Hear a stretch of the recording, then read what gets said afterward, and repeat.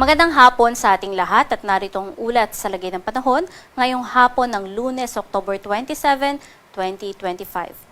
Base nga sa ating latest satellite animation ay nandito pa rin ngayon binabantayan nating low pressure area dito sa may karagatan ng Dumaran, Palawan. At sa ngayon, mababa pa rin nga yung tsansa nito na maging isang ganap na bagyo at maaaring tawirin na nito ang Palawan at makarating na sa may parte ng West Philippine Sea mamayang gabi o bukas na madaling araw. Pagkarating nga nito sa may parte ng West Philippine Sea ay maaaring tumaas pa yung tsansa nito na maging isang ganap na bagyo. Samantalang ito nga nasabi nating low pressure area ay nakapaloob sa Intertropical Convergence Zone o ITCZ or uulitin natin ito yung salubungan ng hangin galing sa mahilaga at katimugang bahagi ng ating hemisfera. At ito nga ngayon yung nakakaapekto sa may parte o kanlurang bahagi ng Southern Luzon, Visayas at Mindanao. Samantalang, nagbabalik na nga yung inaantay nating hanging amihan o northeast monsoon na siyang makakaapekto sa may bahagi ng extreme northern Luzon. Shearline naman o yung salubungan ng hangin galing northeast monsoon at easterlies ang siyang nakakaapekto sa may silang bahagi naman ng northern Luzon. At easterlies naman o yung hangin galing sa Pasipiko ang siyang nakakaapekto sa nalalabi pang bahagi ng ating bansa. Sa magiging lagay nga ng panahon bukas ay asahan nga natin na dahil nga sa epekto ng northeast monsoon makararanas na maulap na kalangitan at mga kalat-kalat na mga pagulan dito sa may parte ng Batanes. Samantalang dito naman sa parte ng Cagayan, Isabela hanggang dito sa may parte ng Aurora, makararanas din na maulap na kalangitan at mga kalat-kalat na mga pagulan dala naman ng shearline. Sa may parte naman ng Occidental Mindoro at Oriental Mindoro, makararanas din ng mga matataas na tsansa ng mga pagulan dala nga ng low pressure area.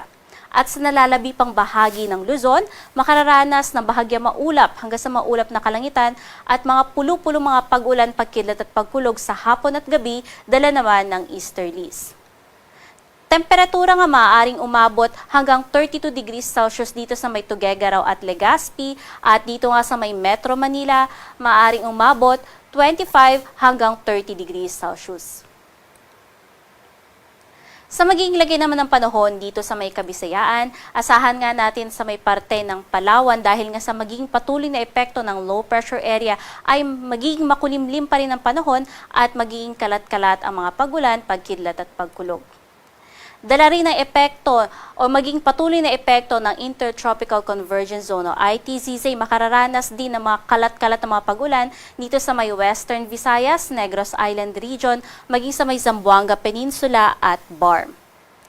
At sa nalalabi pang bahagi ng Visayas at Mindanao, magiging pulo-pulo ang mga pag-ulan sa hapon at gabi at sa umaga, magiging bahagya lang ang kaulapan, ngunit pagdating ng hapon, andyan na yung mga pagbuhos ng mga pag-ulan, dala naman yan ng easterlies.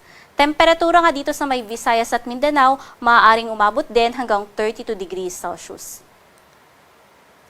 At dahil nga sa patuloy na epekto ng low pressure area, ngayong hapon hanggang bukas ng hapon ay maaaring makaranas ng mga pag-ulan na umaabot ng 50 to 100 millimeters dito sa may parte ng Palawan. Kaya patuloy natin pinag-iingat yung ating mga kababayan dyan sa may Palawan dahil nga yung ganitong dami ng mga pag-ulan ay maaaring na agad magdulot ng mga pagbaha at pagguho ng lupa, lalong-lalo na sa areas na merong high susceptibility o ito nga yung mga lugar na madalas makaranas na nga ng mga pagbaha at pagguho ng lupa. Sa magiging lagay naman ng ating karagatan, wala naman tayo nakataas na gale warning, ngunit dahil nga sa epekto ng northeast monsoon, makararanas na mga katamtaman hanggang sa mga matataas na pag-alon. Dito sa may parte na extreme northern Luzon na kung saan nga yung pag-alon ay maaaring umabot hanggang 3.7 meters.